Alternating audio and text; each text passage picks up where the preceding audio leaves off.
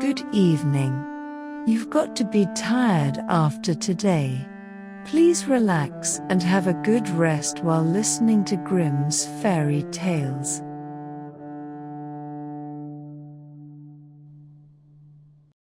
Hans in luck. Some men are born to good luck. All they do or try to do comes right. All that falls to them is so much gain. All their geese are swans, all their cards are trumps. Toss them which way you will, they will always, like poor puss, alight upon their legs, and only move on so much the faster. The world may very likely not always think of them as they think of themselves, but what care they for the world? What can it know about the matter? One of these lucky beings was neighbor Hans. 7 long years he had worked hard for his master. At last he said, "Master, my time is up, I must go home and see my poor mother once more, so pray pay me my wages and let me go." And the master said, "You have been a faithful and good servant, Hans, so your pay shall be handsome." Then he gave him a lump of silver as big as his head. Hans took out his pocket handkerchief, put the piece of silver into it, threw it over his shoulder, and jogged off on his road homewards. As he went lazily on, dragging one foot after another, a man came in sight, trotting gaily along on a capital horse. "Ah," said Hans aloud, "what a fine thing it is to ride on horseback. There he sits as easy and happy as if he was at home, in the chair by his fireside. He trips against no stones, saves shoe leather, and gets on he hardly knows how." Hans did not speak so softly, but the horseman heard it all, and said, "Well, friend, why do you go on foot then?" "Ah," said he, "I have this load to carry.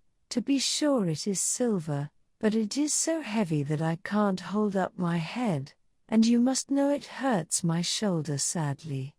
What do you say of making an exchange?" Said the horseman, "I will give you my horse, and you shall give me the silver, which will save you a great deal of trouble in carrying such a heavy load about with you." "With all my heart," said Hans, "but as you are so kind to me, I must tell you one thing, you will have a weary task to draw that silver about with you." However, the horseman got off, took the silver, helped Hans up, gave him the bridle into one hand and the whip into the other, and said, "When you want to go very fast, smack your lips loudly together, and cry Jip." Hans was delighted as he sat on the horse, drew himself up, squared his elbows, turned out his toes, cracked his whip, and rode merrily off, 1 minute whistling a merry tune, and another singing.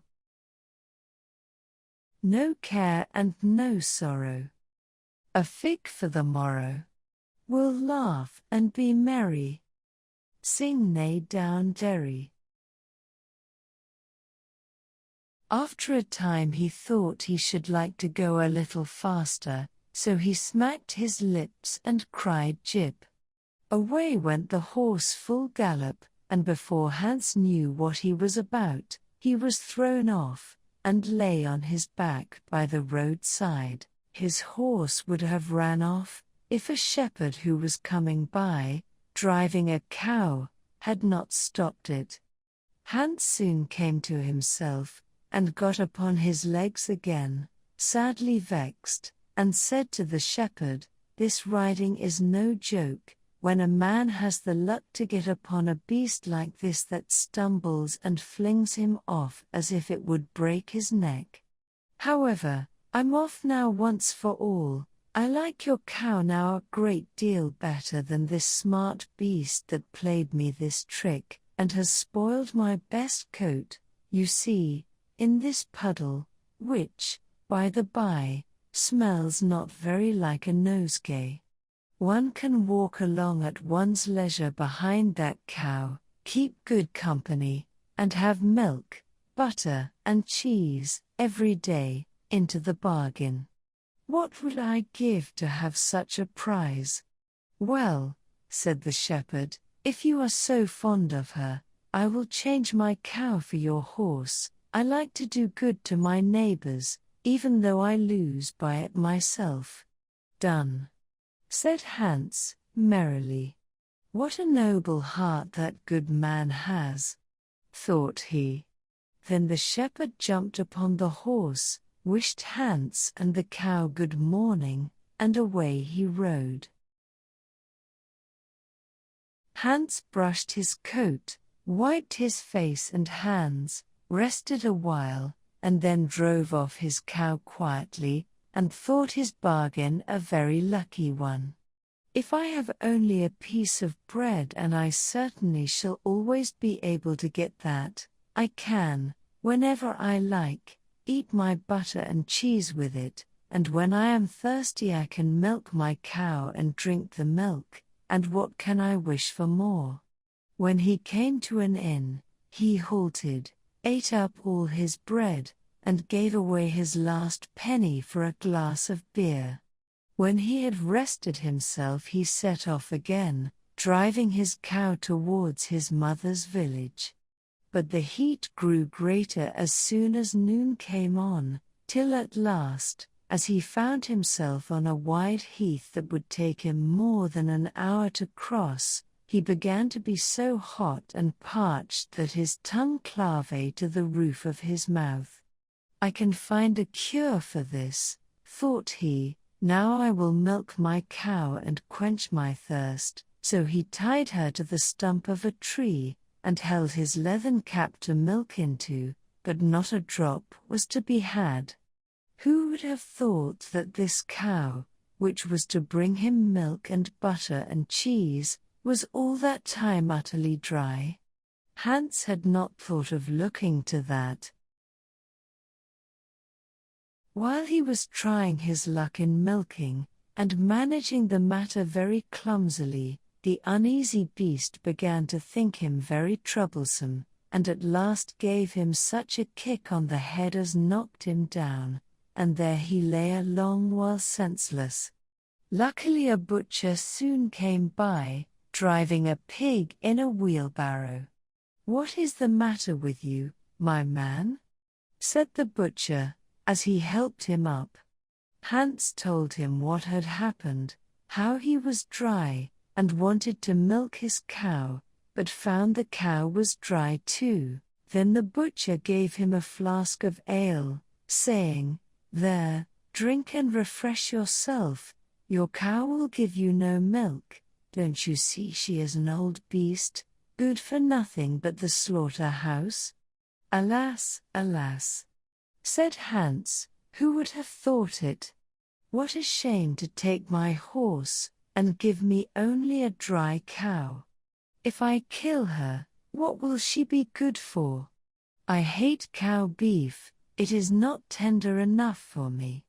If it were a pig now, like that fat gentleman you are driving along at his ease, one could do something with it, it would at any rate make sausages."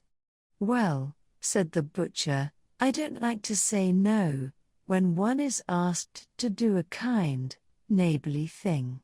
To please you I will change, and give you my fine fat pig for the cow.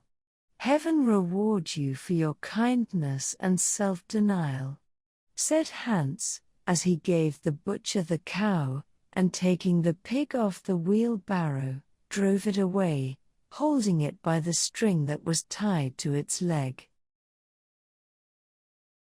So on he jogged, and all seemed now to go right with him.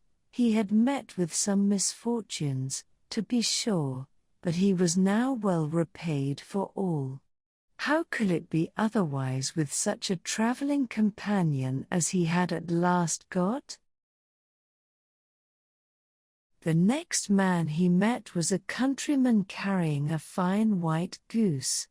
The countryman stopped to ask what was o'clock. This led to further chat, and Hans told him all his luck, how he had so many good bargains, and how all the world went gay and smiling with him. The countryman then began to tell his tale, and said he was going to take the goose to a christening. "Feel," said he, "how heavy it is, and yet it is only 8 weeks old.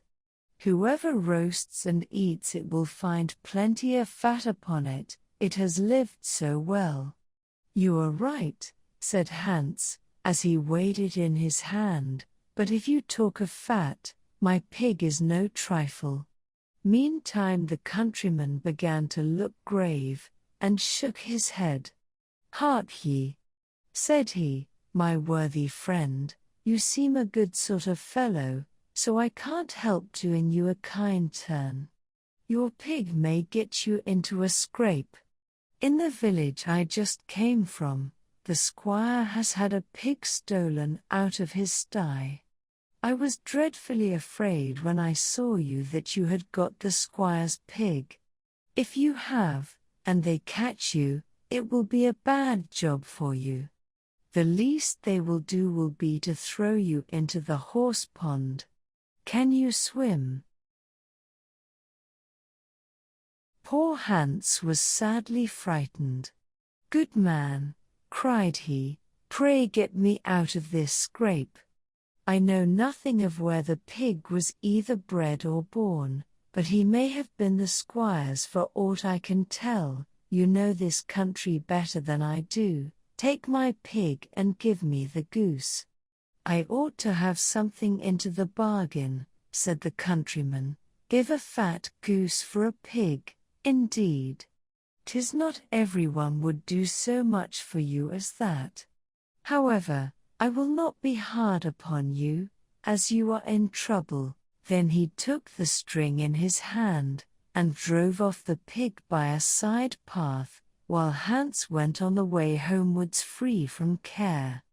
"After all," thought he, "that chap is pretty well taken in. I don't care whose pig it is, but wherever it came from it has been a very good friend to me. I have much the best of the bargain. First there will be a capital roast, then the fat will find me in goose grease for 6 months, and then there are all the beautiful white feathers. I will put them into my pillow, and then I am sure I shall sleep soundly without rocking. How happy my mother will be! Talk of a pig, indeed! Give me a fine fat goose." As he came to the next village, he saw a scissor grinder with his wheel, working and singing. "O'er hill and o'er dale, so happy I roam. Work light and live well. All the world is my home. Then who so blithe, so merry as I?" Hans stood looking on for a while, and at last said, "You must be well off, Master Grinder. You seem so happy at your work." "Yes," said the other, "mine is a golden trade. A good grinder never puts his hand into his pocket without finding money in it. But where did you get that beautiful goose?" "I did not buy it, I gave a pig for it." "And where did you get the pig?" "I gave a cow for it." "And the cow?" "I gave a horse for it." "And the horse?" "I gave a lump of silver as big as my head for it." "And the silver?" "Oh, I worked hard for that 7 long years." "You have thriven well in the world hitherto," said the grinder. "Now if you could find money in your pocket whenever you put your hand in it, your fortune would be made." "Very true, but how is that to be managed?" "How?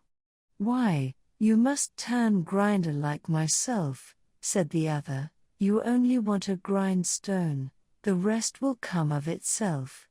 Here is one that is but little the worse for wear. I would not ask more than the value of your goose for it. Will you buy? How can you ask? Said Hans, I should be the happiest man in the world, if I could have money whenever I put my hand in my pocket. What could I want more? There's the goose. Now, said the grinder, as he gave him a common rough stone that lay by his side, this is a most capital stone, do but work it well enough, and you can make an old nail cut with it. Hans took the stone, and went his way with a light heart. His eyes sparkled for joy, and he said to himself, surely I must have been born in a lucky hour. Everything I could want or wish for comes of itself. People are so kind, they seem really to think I do them a favor in letting them make me rich, and giving me good bargains. Meantime he began to be tired, and hungry too, for he had given away his last penny in his joy at getting the cow. At last he could go no farther, for the stone tired him sadly, and he dragged himself to the side of a river, that he might take a drink of water, and rest a while. So he laid the stone carefully by his side on the bank, but, as he stooped down to drink, he forgot it, pushed it a little, and down it rolled, plump into the stream. For a while he watched it sinking in the deep clear water, then sprang up and danced for joy, and again fell upon his knees and thanked heaven, with tears in his eyes, for its kindness in taking away his only plague, the ugly heavy stone. How happy am I! Cried he, nobody was ever so lucky as I.